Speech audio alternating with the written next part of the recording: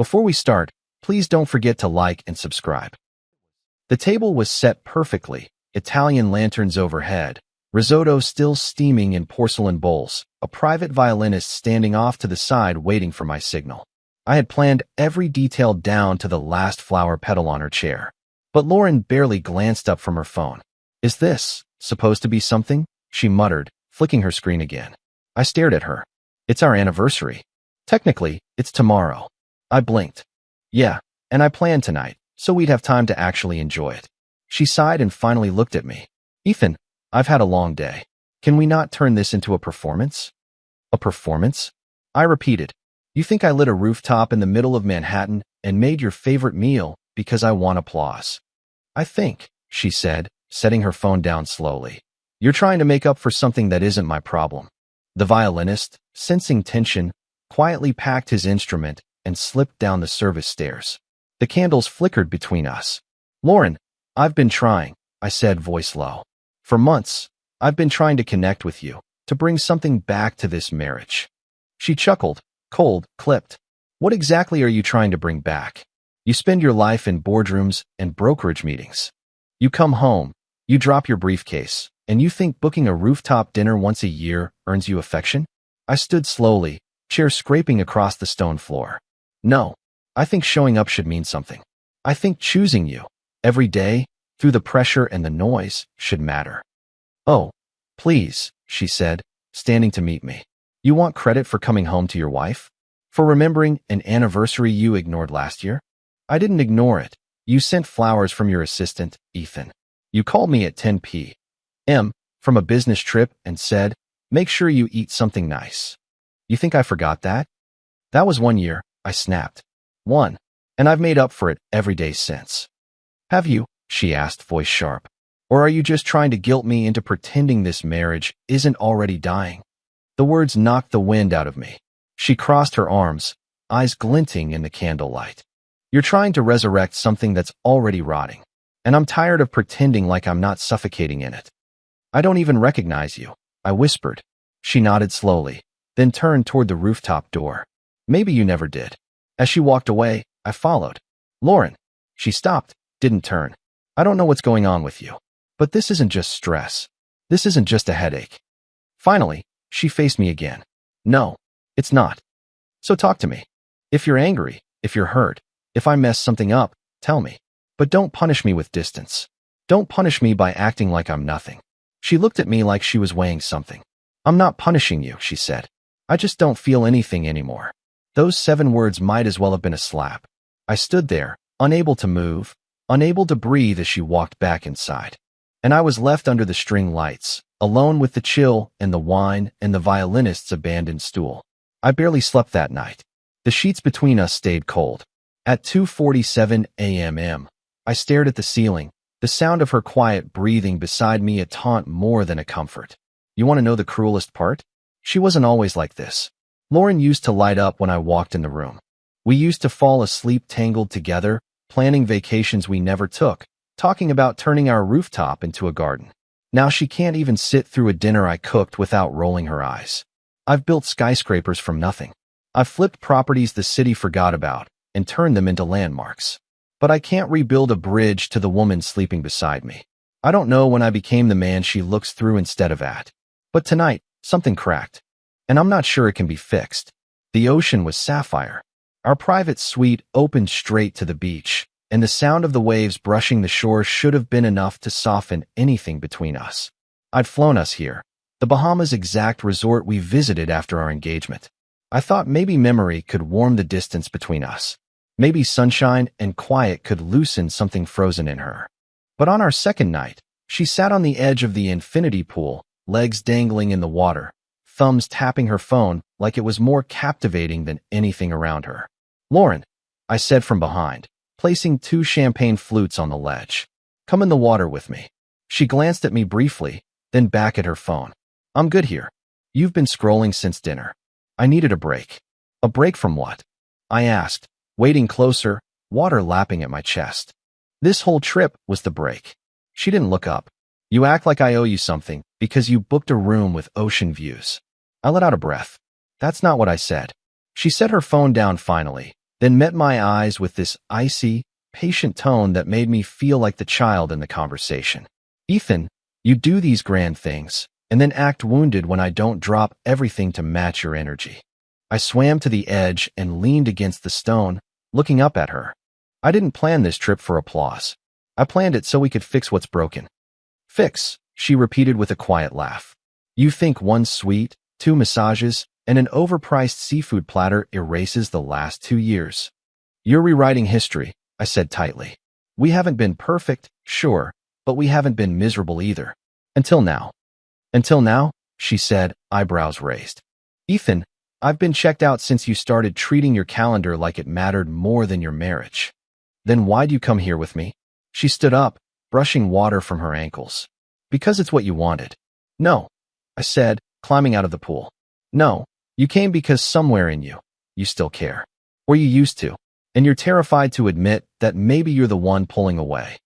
The sun had just dipped below the water, casting us both in orange. She picked up her towel, but I stepped in front of her. Tell me something, I said. Do you even want to be married to me? Her silence wasn't hesitation, it was avoidance. Because this silence, this dismissiveness, this isn't how married people treat each other. This isn't love. And what is? She said suddenly, snapping. Roses? Dinners? Surprises? Is that love, Ethan? You want me to light up every time you throw money at a problem? No, I said, jaw tightening. I want my wife to look at me. I want her to reach for my hand, not her phone. I want to matter again. A couple nearby turned their heads. I didn't care. None of your friends live like this, I said, voice low but firm. None of them would dream of treating their husband like a hotel concierge. Her mouth dropped open. I booked this trip because I thought maybe we could find something again. Not because I needed a thank you card. But do you even see me anymore, Lauren? Or just the version of me that isn't doing enough? She stared at me for a long beat, then shrugged, wrapped her towel tighter around her shoulders, and walked away. No apology, no glance back, just silence, and the sound of her phone buzzing as she picked it up again. The rooftop buzzed with soft jazz and clinking glasses. Our penthouse terrace had never looked better, fairy lights strung above the crowd, custom cocktails named after real estate puns, her idea, ironically. People mingled against the Manhattan skyline, toasting to something that didn't feel like us anymore. Lauren floated through the party like a politician, perfect posture, perfect dress, perfect lies in every smile. I stood near the fire pit, sipping my drink, catching glimpses of her across the deck. The distance between us wasn't physical. It was something quieter, more hollow. But I told myself I'd try. Again. So when she passed by me with a small group, Amber included, I reached for her hand, pulled her gently toward me. She gave me a brittle smile. I'm glad you're having fun, I said softly. She shrugged. You know how to throw a good party. I know how to love you, I said, leaning in. That's when it happened. As I moved to kiss her, she twisted away sharply, laughing too loud. Ugh, Ethan. I'd rather kiss the dog. The people around us laughed. Even Amber choked on her drink, covering her mouth. I froze. The heat in my face wasn't from the fire pit. It was embarrassment. Raw. Immediate. Someone muttered, brutal, behind me. But before I could respond, Amber, Lauren's younger sister, a wild spark in heels, stepped up, grinning. Well, I wouldn't mind. And just like that, she kissed me on the cheek. A perfect, deliberate kiss. The laughter turned into gasps. Lauren whipped around. Amber, what the hell? Oh, relax, Amber said, sipping her drink. It's a party. He looked like he needed it. Lauren's eyes flared. You're disgusting. I'm not the one insulting my husband in front of a crowd, Amber shot back. The music dimmed as people slowly quieted. The moment stretched thin. Then Lauren lunged. She grabbed Amber's arm, yanked her away from me, nearly knocking her glass to the ground. Get out of my face, she hissed. Amber didn't flinch. She just smiled. You're lucky someone still wants to kiss him, she said. Don't you dare talk like that, Lauren barked. Guests began pulling away, some awkwardly slipping toward the elevator, others pretending to be suddenly fascinated by the skyline. I stepped between them, holding Lauren's arm gently. That's enough. Lauren turned on me. You're enjoying this, aren't you? You love being the victim, getting sympathy. I didn't answer. There wasn't anything left to say in front of a crowd. Amber leaned close as she passed behind me, whispering just loud enough for me to hear. A man like you shouldn't be begging for attention. Then she disappeared into the crowd. Lauren stormed back into the penthouse, heels clicking like a metronome of fury. I stood there, surrounded by half-drunk guests pretending they hadn't just watched a marriage unravel under string lights and martinis. I don't remember who stayed or who left, but I remember the look on Lauren's face. Rage, wounded pride, and something else. Fear. Because even she knew something had shifted tonight, and she couldn't laugh it off anymore. The last guest had barely left when she slammed the bedroom door behind her. "You humiliated me in front of everyone," Lauren hissed, snatching off her earrings. "And you just stood there, like a deer in headlights." I closed the door gently behind me. I stood there because I didn't want to scream in front of 20 people. "Unlike you. My phone screen is shattered," she snapped, holding it up like a badge of injury. "I want it replaced. And you're going to call Amber and make her apologize." I looked at the cracked screen, then at her. "You want me to apologize for you lunging at your sister? She kissed you. You called me disgusting first," I said, voice calm but tight. "You mocked me in front of friends. You made a joke of me. And Amber?" She stepped in because for the first time, someone actually noticed I exist. Lauren's jaw dropped. "So now you're defending her?" "I'm defending myself," I said, moving past her. She followed. "What are you doing?" I opened the closet, pulled out her suitcase, the expensive navy leather one she always insisted was too delicate for checked baggage, and set it on the bed. "Ethan," she said, her voice low and dangerous. "What do you think you're doing?" Something I should have done months ago. I began folding her clothes. Neatly, with care, dress by dress, blouse by blouse. At first, she just stood there, too shocked to interrupt. "You're being dramatic," she finally scoffed. "You think this little performance makes you look strong?" "No," I said, folding the last of her shoes into a side pocket. "This isn't a performance. This is me refusing to be your personal punching bag. Your emotional punching bag. Your financial punching bag. All of it. You're not serious." She laughed, but it didn't reach her eyes. "I am." "You think I'm going to leave because you're playing house with a suitcase," she said, circling me. "That I'll just walk out the door like I'm some misbehaving guest?" "No," I said, zipping it up. "I think you'll leave because deep down, you don't want to stay." I carried the bag to the hallway and set it down by the door. She didn't follow at first, but eventually she appeared, heels off, hair undone, looking smaller than I'd seen her in a long time. "You're not throwing me out," she said quietly. "I'm not," I said. "I'm asking you to leave. There's a difference." Her arms folded across her chest. "And where exactly am I supposed to go?" "Maybe ask whoever's had your attention for the last few months," I said. "The one who texts you at midnight. The one who makes you smile at your phone." She froze. I opened the door slowly. "Lauren, I deserve better than this. Better than guilt. Better than groveling. Better than whatever this version of us is." She stared at the open hallway like it led to another planet. "You'll regret this," she said flatly. "You'll beg me to come back." I didn't flinch. If that day comes, I'll remember this moment, and close the door faster. A long, sharp silence. She grabbed the suitcase, looked at me one last time with that mix of rage and disbelief, then walked out. I closed the door quietly behind her, and for the first time in a long time, the apartment felt calm. Not happy, not healed, but calm. By day 3, the silence felt different. Not peaceful anymore, strategic. Lauren had vanished from my life with surgical precision. No messages, no calls, just digital static. And yet, my phone wouldn't stop buzzing. Except now it wasn't her. It was everyone else. Texts from people we'd had wine with on Sunday nights. "Heard what happened. Man, I didn't expect that from you. Lauren says you've been checked out for months." At first, I ignored it. But then a message from one of my oldest friends, Ben, stopped me cold. "Just be real with me, man. Did you cheat?" That was the first time I realized what she was doing. She wasn't just leaving. She was rewriting. I called her that night. 5 times. Straight to voicemail. On the 6th, I tried a text. "You told people I cheated?" No reply. Then, just after midnight, I saw her story pop up on Instagram. A boomerang of a wine glass clinking against another. A city view. A caption, "Starting over, finally free." The hand holding the second glass. Not hers. Not mine either.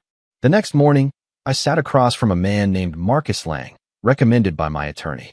Sharp eyes, pressed collar, and a look that told you he never asked the wrong question. "You're sure you want to go this route?" he asked. I nodded. "I just want the truth." It didn't take long. Marcus came back with what I needed in less than 48 hours. Photos. Time-stamped. High resolution. Lauren exiting a downtown loft building just off Houston Street. Not alone. The same man from the wine glass photo. Slightly older, smug posture, hand on the small of her back. One frame showed them laughing. Another, kissing in a black SUV before pulling away. The part that hurt most? She looked happy, like the version of herself I hadn't seen in months. I closed the folder and leaned back, staring at the city through the glass walls of my office. All this time, I'd wondered if I was failing her. Now I realized she'd already moved on. She'd just forgotten to inform me. The next day, I sat at my desk for 2 hours drafting something I never thought I'd write. An open letter. It wasn't angry. It wasn't petty. But it was honest. I laid it all out. What the last year had been like behind closed doors. How I tried to fight for our marriage while she drifted farther away. How she'd turned me into the villain in the story she preferred. And then I included the truth. Without graphic detail. Without names. Just the facts. A woman left her husband after a rooftop kiss turned into a rooftop insult. Then spun a narrative, while quietly building a new life in a hidden loft with someone else. I attached one photo. Just one. Of Lauren and the man walking side by side down a Soho sidewalk, holding hands. Caption: "There's always more than one side to a story. This is mine." I posted it at 7:46 p.m. By 8:12, the comments started rolling in. By 9 o'clock, my phone was full of missed calls, from the same people who had quietly distanced themselves days before. Ben texted again, "I'm sorry. I didn't know." Neither did I. But now, everyone did. I hadn't planned to see Amber again so soon. Not after the rooftop chaos. Not after the fallout. But she reached out the morning after I posted the open letter. "Jazz House on Green Street tonight. You could probably use something that isn't a PR crisis."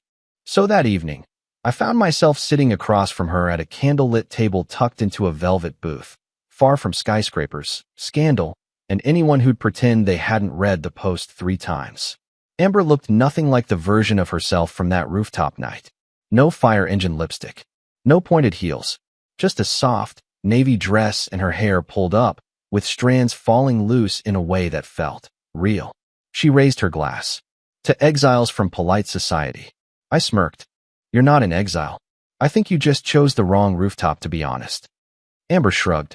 "Truth makes people uncomfortable. You should know that better than anyone right now." The band behind us played something slow and old. A double bass vibrated under our conversation. She leaned forward. "So, you finally saw it, didn't you?" I met her gaze. "Saw what?" She took a sip of wine before answering. "That Lauren doesn't lose people. She replaces them." I sat back. That stung more than I expected. Amber went on. "It's always been like that. High school. She'd date 2 guys at once, play them off each other, then ghost both when something shinier came along. She had this ability to make them feel lucky just to be chosen, even when they were just placeholders." "She told me she was different back then," I said quietly. "She told all of them that," Amber replied. "You know what I remember most? Senior year, she dated this guy, Danny. Good guy, a little quiet, like you. One night, he surprised her with tickets to a concert she mentioned once in passing. She laughed at him. Said, 'Don't try to make me feel things just because you're bored.' I exhaled slowly. She said almost the same thing to me last week." Amber nodded, her eyes scanning my face. "That's what I mean. She doesn't change. She adapts." We sat in silence for a moment, letting the music carry the weight between us.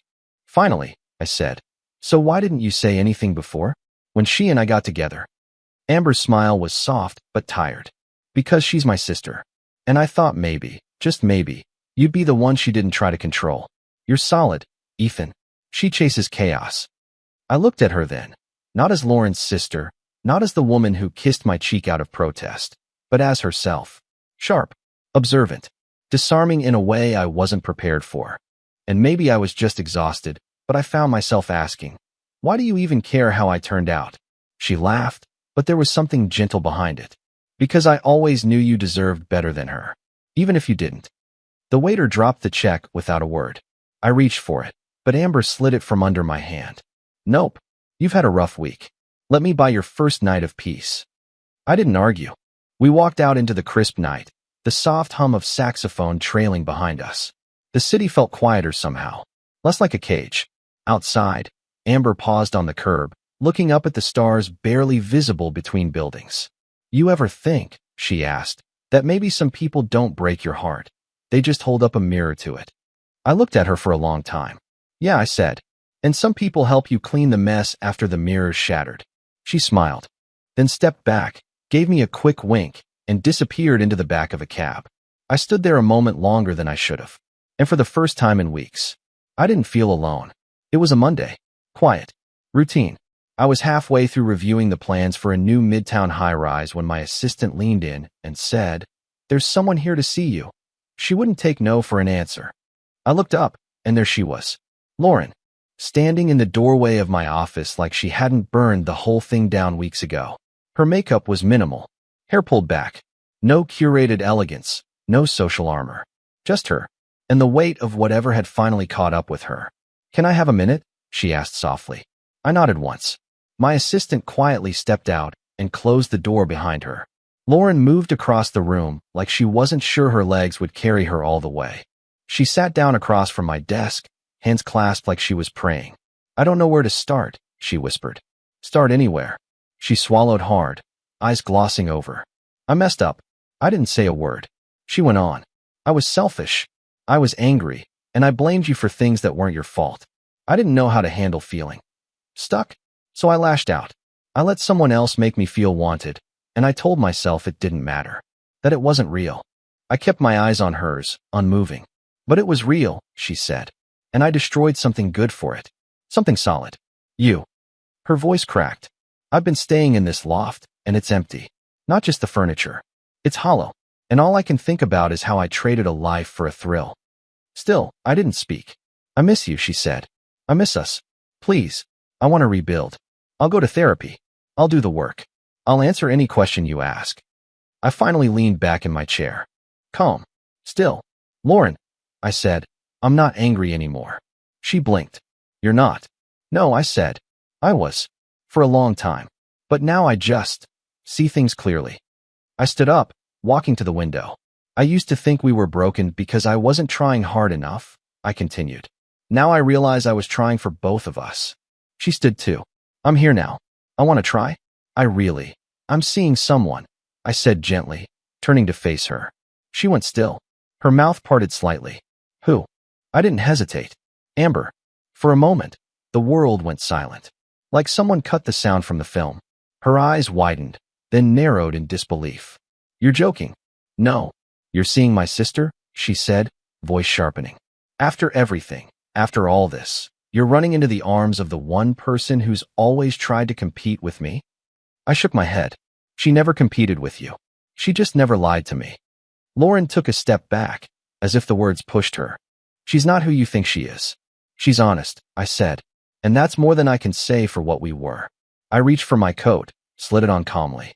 "I'm not trying to hurt you, Lauren, but I'm done saving a house we already let burn." Outside, the honk of a horn echoed. I opened the door and gestured politely for her to walk ahead. She didn't move. Frozen. Silent. Processing. "I wish you the best," I said quietly. Then I walked out. Amber was waiting in the passenger seat of the black SUV, parked by the curb. Window down, hair catching in the breeze, smile soft but unsure. I slid in beside her, closed the door, and didn't look back. She didn't ask what happened. She just reached over, took my hand, and held it. And for once, I didn't feel like I had to explain myself to anyone. If you're still listening, please tap the like button on this video. The courthouse steps felt longer on the way down. Maybe it was the weight of finality. Or maybe it was just the first time I wasn't dragging a memory behind me.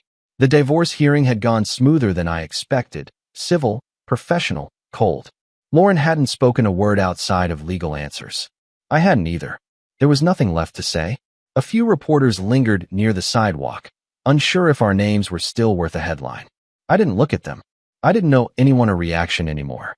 Amber stood beside a black town car at the curb, sunglasses on, hair swept into a loose braid. She wasn't dressed for court. She was dressed for escape. Loose linen, soft sneakers, an open ticket clutched between two fingers.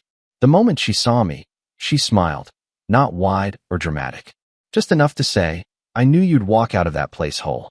I stepped toward her, adjusting my tie as I approached. It's done, I said simply. Congratulations, she replied. That must be a weird word to hear today. I chuckled softly. Weird, but not wrong. Amber opened the car door and slid inside. I followed. The city faded behind us in a blur of steel and noise, and I leaned my head back against the leather seat, letting out a breath I didn't know I'd been holding. Do you regret anything? She asked, watching me carefully. Regret, I murmured, is a funny word. You only feel it when you haven't learned anything. Amber nodded like she understood something deeper than I could explain. Outside the window, Manhattan rushed past, blaring horns, impatient crosswalks, people with somewhere to be. I had nowhere urgent. And for the first time in years, that felt like freedom. Amber handed me a slim envelope. What's this? 2 seats. Santorini. We leave in 4 hours. Don't ask how I booked it. Just say yes. I opened it. The tickets were real. No jokes. No return dates marked. I looked at her, eyebrows raised. This impulsive. I figured if anyone deserved to watch a sunset without a fight attached to it, it was you. I smiled. Greece, huh? Well, she said, grinning. Lauren always hated Mediterranean food. I figured that was a good sign. We both laughed, genuinely. Not because of revenge. Not because it hurt less now. But because it finally made sense. By the time we reached the airport, the city had faded into memory. The terminal was buzzing, but inside the glass walls, I felt still. We sat side by side at the gate, watching planes taxi and lift like birds that didn't care where they landed. Amber leaned her head lightly on my shoulder. Did you ever think this is where your story would land? She asked. Not once, I said truthfully. But I stopped needing the ending I imagined. She glanced up. What do you need now? I thought about that for a long second, and then said, peace. She squeezed my hand. And I meant it. I wasn't chasing apologies anymore. I wasn't trying to win anything back or prove something to people who'd stopped looking. I was done holding on to a love that asked me to shrink. Done with the version of myself that waited for affection like a tip on a dinner bill.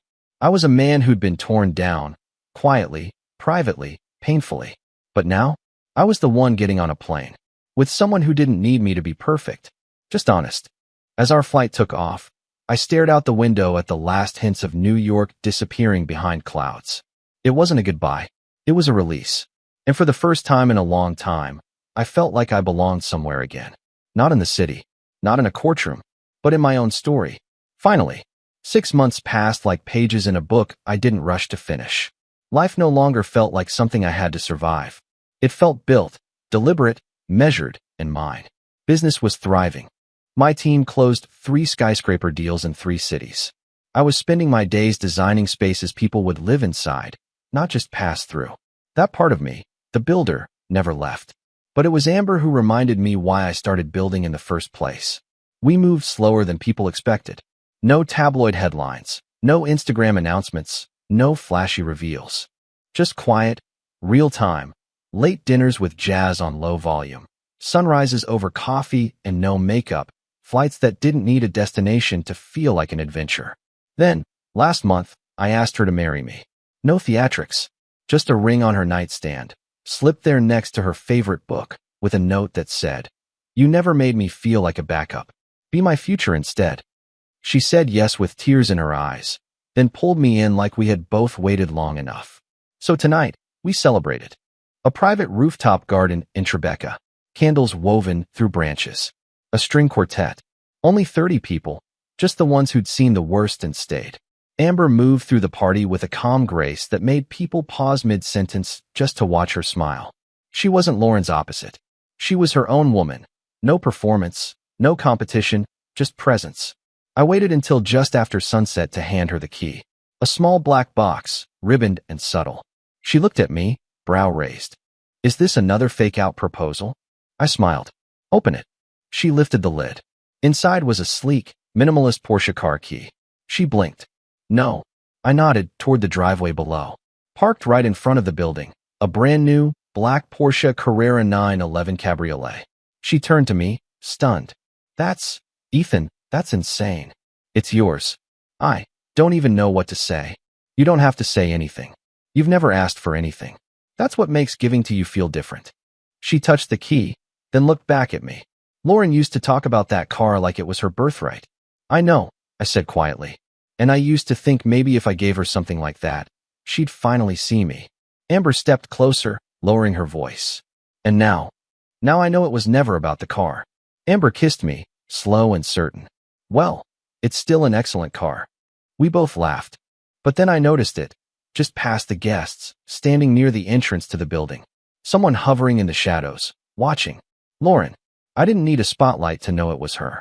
The posture, the hesitation. I caught her eyes just as she turned to leave. And in that second, she saw it too. Not the car, not the ring on Amber's hand, but something that hit harder. Peace. Not a mask, not a flex, but a man who didn't look like he missed her. And she broke. I watched her wipe a tear fast before ducking around the corner. Amber noticed. Do you want me to go talk to her? No, I said gently. She's just seeing what she left behind. Amber nodded once. Closure. I shook my head. Not for her. She looked back down at the key in her palm, then smiled. For us, though. I nodded. For us, yeah. This is the part where the chapter ends, not the story. The violinist picked up a new song. The candles flickered. And as the guests returned to their conversations, I stood in the middle of it all, completely still inside. Not because I won, but because I'd stopped needing to. The vineyard stretched behind us like a dream. Rows of gold-drenched vines, rolling hills that caught the breeze just right, and soft music floating from a hidden quartet under the oaks. Our wedding in Napa had been planned quietly. No press, no pageantry, just family, close friends, and a few glasses raised to second chances. Amber looked stunning in her satin gown, simple, elegant, hers. The way she smiled at me from the altar, like she didn't need the words to know what this meant, made every scar feel worth it. The officiant had just started the vows. I never thought I'd be standing here. I began. And yet somehow, you were always the one I was walking toward. Amber blinked back tears. I vow to never ask you to be anything other than what you already are, honest, kind, and beautifully human. The crowd was silent, still. And then, glass shattered. Heads turned just in time to see her. Lauren, striding up the aisle in a tight black dress that screamed disruption. Her lipstick was too red, her heels too loud. People murmured. I froze. Amber didn't. Lauren stopped in front of us, wine glass in hand. Her voice rang out, slurring just enough to confirm what we already suspected. Isn't this sweet? She sneered. My sister playing bride. With my leftovers. Then she threw the wine. Not the glass, just the contents. Red splattered across Amber's dress like blood on snow. A collective gasp rippled through the guests. Amber stepped back, expression unchanged. Calm. Centered. The best man, Nick, moved first. Amber's uncle followed. Together, they escorted Lauren backward as she kicked and shouted. You think this will last? You'll get bored, Ethan. They always do. I watched her dragged through rows of white chairs, her voice rising, face twisted into something even she wouldn't recognize in the mirror. Then, silence. Amber looked down at the stain, then up at me. Her voice was soft. It's just a dress. I exhaled, heart pounding. I'm so sorry. She smiled. Nothing can ruin this day. Nothing. I looked at her, at the woman who stood unshaken in the middle of chaos, and knew this was the vow that mattered most. Because storms don't destroy the right person. They prove them. 3 days after the wedding, I sat across from Ben at a quiet bar in Soho. No crowd. No cameras. Just two old friends and a bottle of something aged enough to understand us. He raised his glass. So, married again, huh? I smirked. Don't sound so shocked. He chuckled. I'm not. I just remember that night you called me from the Bahamas. You sounded like a man drowning. I nodded slowly.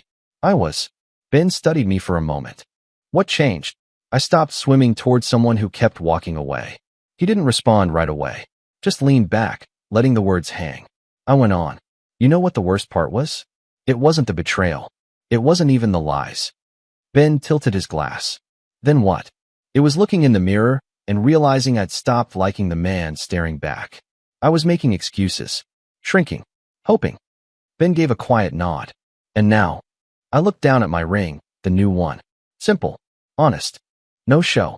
Now I know that peace isn't given. It's chosen. I just hadn't been choosing myself. We both sat in silence for a while. No rush. No need to fill the air with anything more than truth. Then Ben lifted his glass again. To choosing better. I clinked mine against his. To never begging to be loved again. We drank. Outside, the city kept moving. Cars honking, lives rushing forward. But in that little bar, for just a moment, everything was still. And for the first time in years, I didn't feel like something was missing. I felt whole. And that was the end of my story. Amber didn't have to step between Lauren and me at that rooftop party. But she did, with one bold move that changed everything. Did she cross a line, or finally draw one? Let me know in the comments. Did she do the right thing? And if this story pulled you in even a little, don't forget to like, subscribe, and stick around. I've got more truths to share.